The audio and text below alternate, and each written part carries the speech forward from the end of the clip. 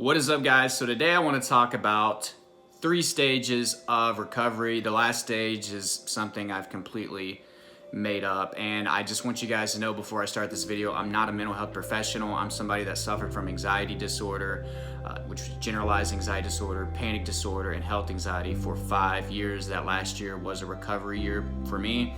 So I'm not here to diagnose you. You got to go get checked out by a professional to get that handled, right? So you can start your progress in your own either management journey or recovery journey, whichever interests you. But you know what time it is. Smash the like button down below if you're ready to kick anxiety in the butt today.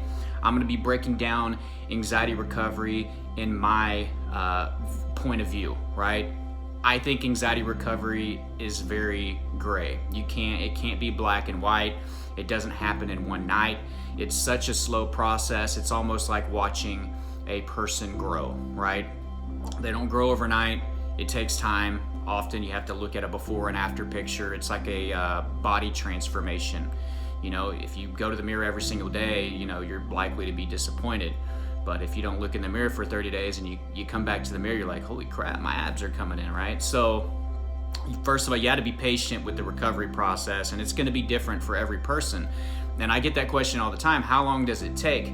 I can't tell you how long it's going to take because I don't know how bad your anxiety is. I don't know how hard you're going to work. I don't know how your subconscious is going to respond. Sometimes certain people have a more stubborn subconscious, so it's going to take a lot more work, a lot more effort, right? So although recovery is gray, I'm going to try to break it down in my point of view, right? So you can understand. So let's say that you've developed a plan. You have a routine in place. You're starting some exposure. Maybe you're going to therapy. Maybe you're doing coaching. Maybe you have some awesome books, some courses, some things like that, and you're actively working towards getting better. I think the first stage of recovery is recovering consciously before you recover subconsciously. So you're doing all the right stuff. You're facing your fears, right? You have no doubt in your mind that you are going to beat this, all right? So that's required, first of all. You have to believe in your heart, without a doubt, that you are going to recover for it to be possible. If you doubt it, if you don't believe it, then you're right. It's not gonna happen, at least in that mindset, right? So you have to believe, without a doubt, consciously, that you're going to recover. So the reason I say you recover consciously before subconsciously is consciously you're doing everything right. You have full acceptance. You believe that this is anxiety. You're no longer worried about it being a disease. You're no longer worried about your chest pain being heart attacks, right? You finally believe that this is anxiety. You're embracing being uncomfortable. You have a routine. You're taking care of your health. You're taking care of your body. And you believe without a doubt that you are going to recover, right? But you still have symptoms. You still have negative thoughts that come from the subconscious because there's this period of time during your recovery process that your subconscious still doesn't fully buy into what you're doing consciously, if that makes sense. Your subconscious still doesn't really fully believe in your daily routine that you have going on. It still doesn't fully trust you whenever you're embracing being uncomfortable and going out there. So there's this process where your subconscious is still trying to gain your trust. And I don't know, in recovery, let's say that you're having technically it's just more good days than bad, right? So we could say you're in recovery if you have 51 good days and 50 bad days, right? We're over 50% basically. But even on the bad days, your bad days is just the subconscious delivering you symptoms and negative thoughts, even though consciously you still believe that you're on the right track, that you're going to recover, and you're sticking with your core principles, your core values, whether that be the routine or exposure or self-love, mindfulness, and everybody has their different tools. There is a tool for you. So try everything, be consistent with it. So this is the first part of recovery. This could last for months, honestly. The next part of recovery, which is what most people would label full recovery, when your subconscious finally starts to trust you and it catches up to what you're doing consciously, and it's like, you know what? I believe you. I believe in the routine. You've been facing all the fears. There is no reason for me to continue sending you symptoms because I now trust you. You're a leader. You're stronger now. Like you face everything. I'm not scared for my life anymore. So I don't have to give you panic. I don't have to give you anxiety attacks. I don't have to give you negative thoughts. I don't have to give you chest pain, headaches, dizziness, whatever your symptom that you deal with.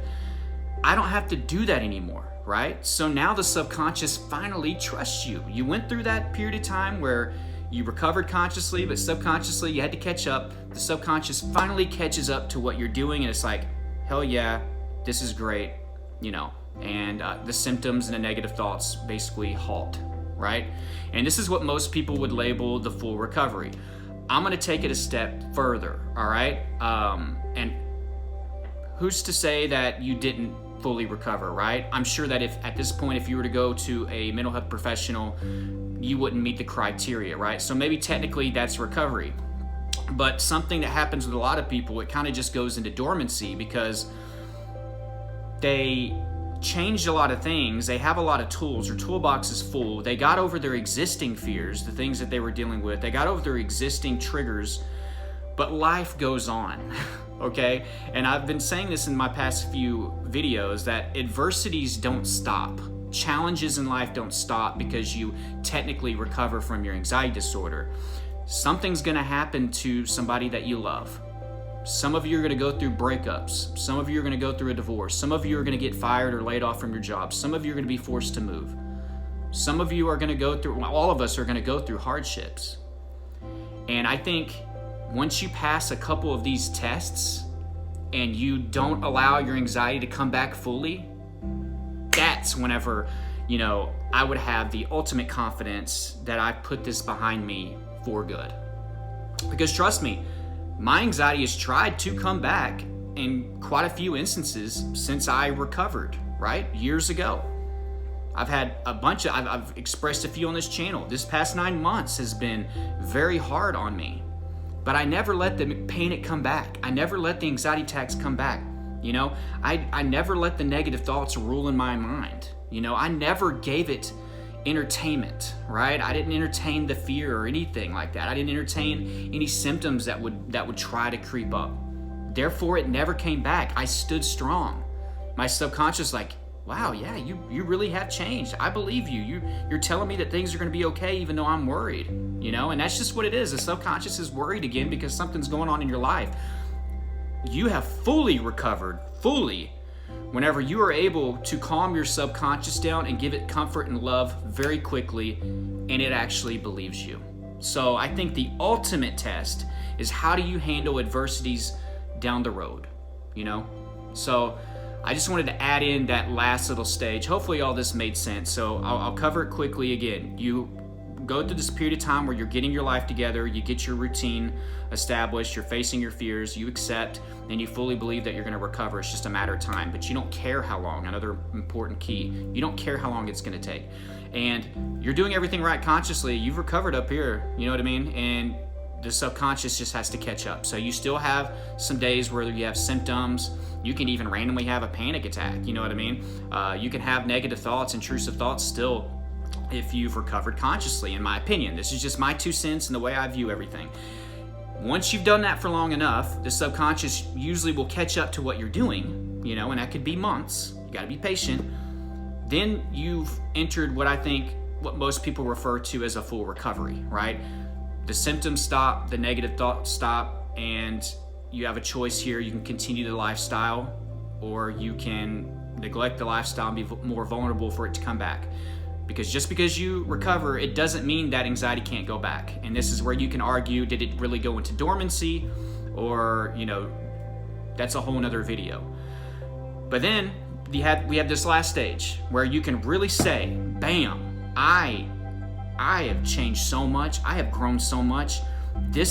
What I'm going through right now would have completely thrown me off, and sent me back into anxiety back in the day. But I didn't let it get me. I have actually really changed, and I'm not going back. I'm not going back to where I was suffering in that hell. So the last stage is like, you have some things happen in your life, and it may take you a year to figure this out. For some of you, you'll be tested within a few months. A perfect example with health anxiety is like, you've gotten past the fears that you have right now about whatever disease you're scared about.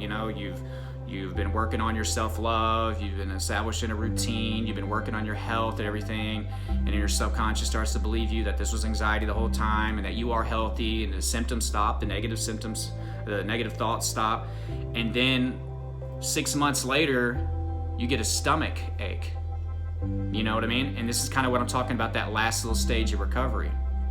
You've been good for 6 months. Maybe you technically recovered, or maybe it went into dormancy, and you have a stomach ache. What happens when you have a stomach ache? Do you spiral and catastrophize, or do you quickly tell the subconscious, no, I'm not jumping on Google. I learned my lesson, you know? No, I'm not gonna sit here and obsess and focus. No, I'm not running to the ER, subconscious. I'm gonna wait a few days, and if it gets worse, then we'll go. I'm not going back, you know?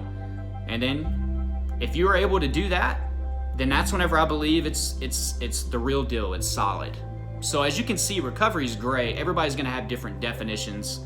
But I do believe that anxiety can go dormant if you didn't handle some of your root causes, right?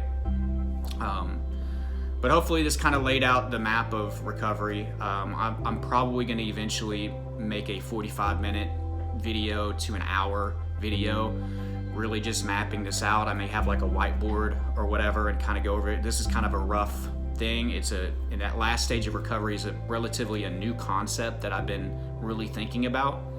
It's something a lot of people don't think about. We just think about symptoms and everything, and the symptoms stop, and then recovery, you know, and then that's it, you know, and maybe you can come back. But that last stage, I think, is very, very important when you're actually tested again with adversities, because they don't stop.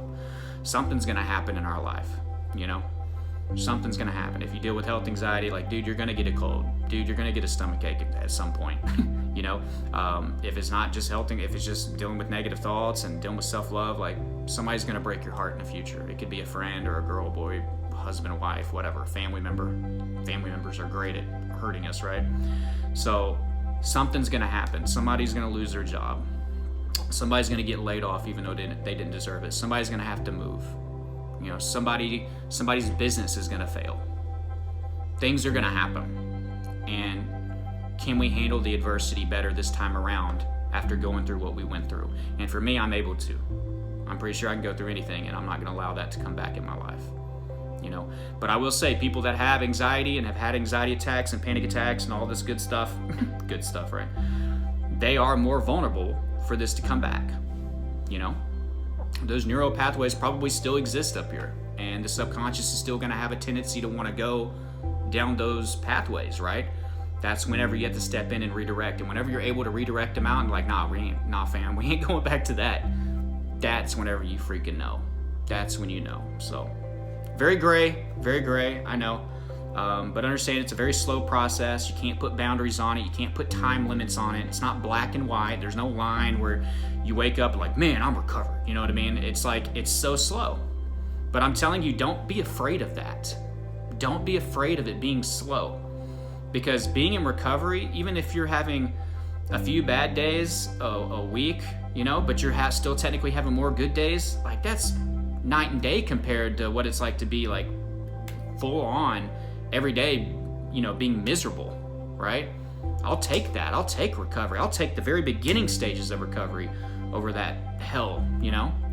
And then it gets better. Then it's like you're having one bad day a week, you know? So life is very tolerable. Your anxiety becomes very manageable.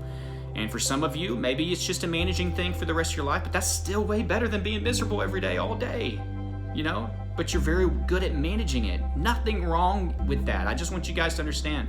Some of you, you know, if you have some really deep trauma and you're not able to fully recover, some of you deal with some PTSD and some issues like that, like, don't think that, you know, something's horribly wrong because you can't fully recover, okay? I don't want you guys to think that. It's not recovery or bust, right? So just keep that in mind. But I love you all. If you're interested in recovery, if you're ready to work really, really hard, if this video meant something to you, I have a lot of good stuff in my course, Elite Anxiety Bootcamp. It's how I recovered from anxiety disorders, including the panic disorder. I had panic attacks all the time, crippling health anxiety, worried about my health, thought I was dying all the time, and then, of course, generalized anxiety disorder with the symptoms, the negative thoughts, and some of those issues.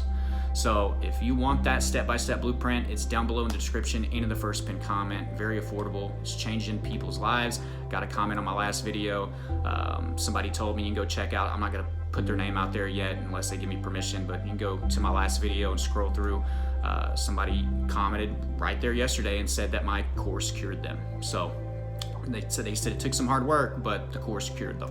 And I've gotten other reviews about it as well, doing really great in people's lives. So check that out. One-on-one call information for coaching calls, that's gonna be down below. Just reach out to me via email. I'll send you all my info. It's an investment, but I'm telling you, like, it's helping so many people, and I can work on you one-on-one and hear your personal story, and we can go from there, helping a lot of people.